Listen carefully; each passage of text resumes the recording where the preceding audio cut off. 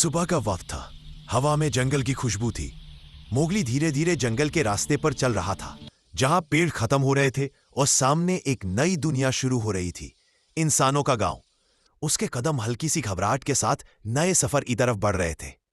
चलते हुए मोगली ने पीछे मुड़कर देखा और जैसे उसके सारे यादियां हवा में तैर गई।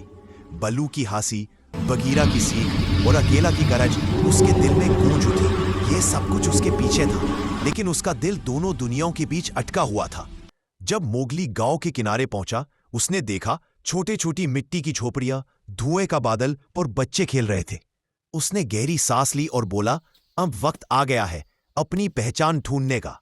छोटे छोटे बच्चे उसे देखकर हैरान रह गए। एक लड़का, नंगे पैर, बालों में पत्ते और आंखों में चमक।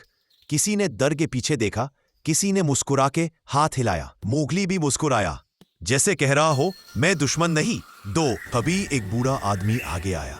उसने कहा, ये वही बच्चा है जो जंगल में रहता था। सब लोग चुप हो गए, हवा रुक गई। मोगली ने सिर्फ मुस्कुराकर कहा, हाँ, मैं जंगल का बच्चा हूं, लेकिन मैं तुम्हारा भी हिस्सा हूं। और फिर धीरे धीरे सब कुछ बदलने लगा। गांव वाले उसे पसंद करने लगे। बच्चे उसके साथ पेड़ पर चढ़ना सीखने लगे।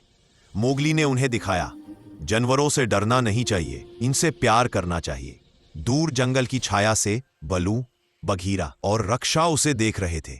उनके चेहरे पर गर्व था, क्योंकि उनका मोगली अब बड़ा हो गया था।